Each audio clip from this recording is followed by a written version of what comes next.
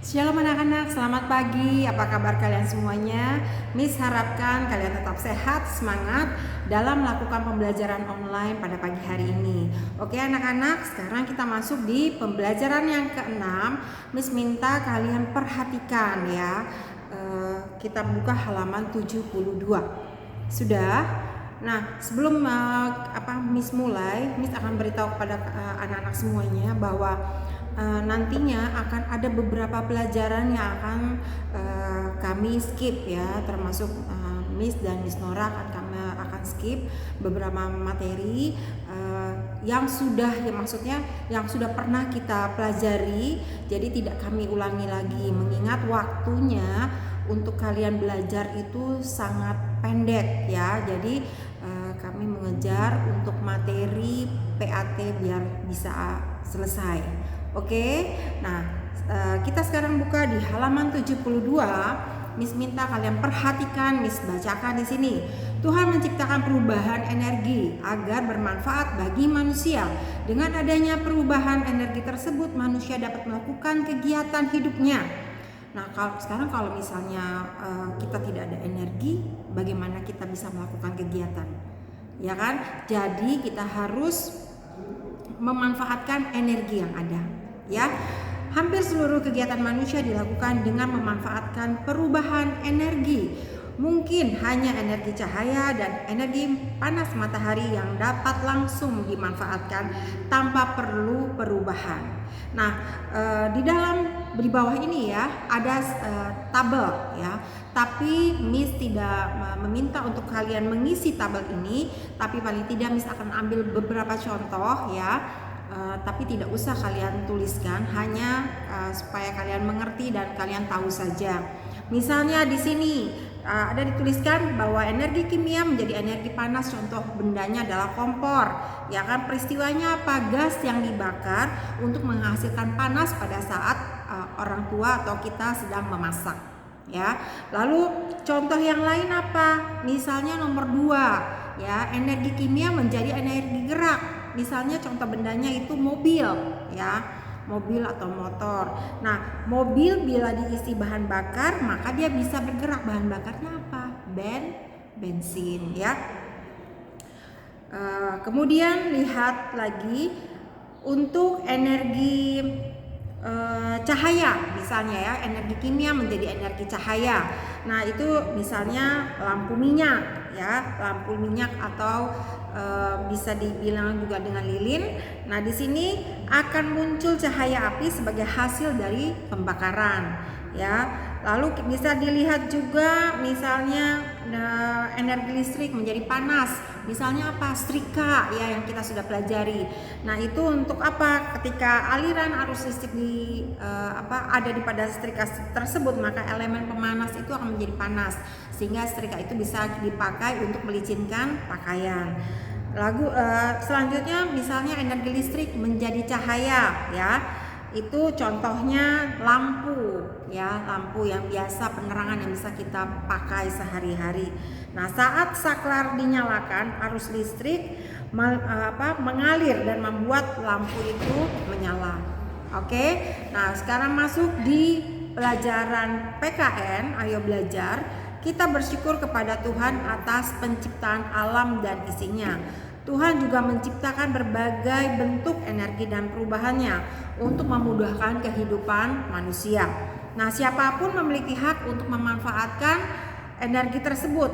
Nah, di sini yang kita lihat adalah hak untuk memanfaatkan energi melahirkan kewajiban yang harus dilaksanakan. Nah, kewajiban itu apa? Sekarang perhatikan, kalian lihat. Kewajiban kita yang paling utama adalah menjaga alam ini. Dengan menjaga alam, kita akan tetap dapat memanfaatkan sumber energi yang dibutuhkan. Namun sebagian besar sumber energi yang kita pakai adalah sumber energi yang akan habis. Oleh karena itu kita harus memanfaatkan dengan sebaik-baiknya, berhemat dalam penggunaan, serta tidak boleh menyia-nyiakan sehingga terbuang percuma. Di samping itu, kita juga harus mencari sumber energi pengganti. Dengan begitu kebutuhan kita akan energi tetap terpenuhi. Ya. Nah, kita lanjut ke halaman berikutnya. Kita lanjut ke halaman berikutnya. Di pelajaran matematika ayo berlatih ya. Yang ayo berlatih di halaman 74 kami skip. Jadi kita lanjut ke pelajaran matematika ayo berlatih di halaman 75 ya. Nah, di sini kalian perhatikan bagian A, di pabrik kue mesin pemanggang kue akan bekerja setiap 3 jam sekali. Mesin akan memanggang kue selama 25 menit. Jika mesin mulai bekerja pada pukul 8, kapan mesin selesai memanggang kue? Nah, di sini memulainya kan jam 8 ya. Mesin itu mulai bekerja jam 8 pagi. Nah, lamanya berapa? 25 menit, berarti 08 atau jam 8 pagi ditambah 25 menit, maka dia akan selesai memanggang jam 8 lewat 25 menit. Nah, itu kalian tuliskan ya. Jadi 08.00 ditambah 25 menit sama dengan 08.25 menit. Oke, lanjut ke yang nomor 2. Lemari pembeku diatur untuk menyala selama 30 menit. Setelah menyala 30 menit, lemari pembeku akan mati. Lemari pembeku akan menyala lagi 30 menit kemudian. Jika saat ini pukul 21.10 atau jam 9.10 malam, lemari pembeku menyala ya. Maka pada pukul berapa akan mati? Pada pukul berapa lagi lemari pembeku akan menyala? Nah, sekarang kita hitung bersama. 21.10 atau jam 9.10, di sini dikatakan bahwa mesin itu akan mati ya. Dia mati 30 menit ya, menyala 30 menit, setelah itu dia mati. Nah, kalau misalnya 21.10 ditambah 30 menit, maka hasilnya 21.40 ya. 21.40 itu adalah mesin mati. Lalu pertanyaan berikutnya, kapan mesin lemari pembeku itu menyala lagi? Nah, 21.40 ditambah 30 menit. Nah, kalau ditambah 30 menit berarti hasilnya sama dengan jam 22.10 atau jam 10 lewat 10 menit malam ya. Nah, itu ada lemari pembeku akan menyala pada pukul 22 lewat 10 menit. Oke. Nah, sekarang kita lihat di B, lengkapi tabel ya, sama-sama kita kerjakan. Sama seperti yang A tadi. Menyiapkan makan malam, kegiatannya 110 menit, waktunya jam 5 sore sampai jam 18.30. Nah, sekarang coba perhatikan. Kalau jam 17 ke jam 18 kan 60 menit, ya kan? 60 menit. Nah, ditambah 50 menit. 60 tambah 50 berapa? 110 menit ya. Nah, itu lama kegiatannya. Kemudian lihat. Makan malam 35 menit. Ya, berarti selesainya di sini dikatakan 17.45 atau jam 6 kurang 15 menit. Nah, berarti kalian kurangi 17.45 dikurang 30 menit untuk mendapatkan hasilnya. Jadi titik-titik sampai 17.45. Jadi hasilnya berapa kalau 17.45 dikurang 35 menit? Yaitu 17 lewat 10 menit ya. Jadi kalian tulis 17 lewat 10 menit sampai 17.45 itu adalah makan malam. Kemudian lihat yang ketiga, mengerjakan PR selama 55 menit ya. Lama kegiatannya 55 menit. Berarti waktunya dari 18.45 ditambah 55 menit. Nah, kalau dari 18.45 ke 19.00 berarti 15 menit kan. Nah, 15 menit.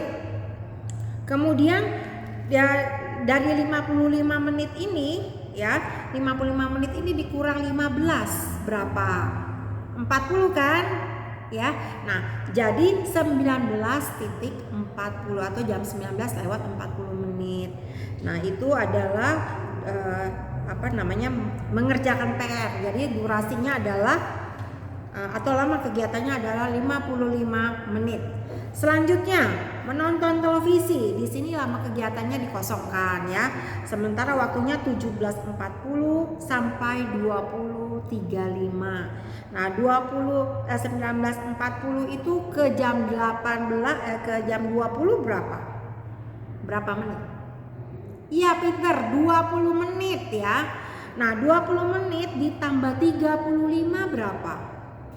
20 tambah 35, 55 menit. Pintar. Jadi menonton televisi lama kegiatannya adalah 55 menit.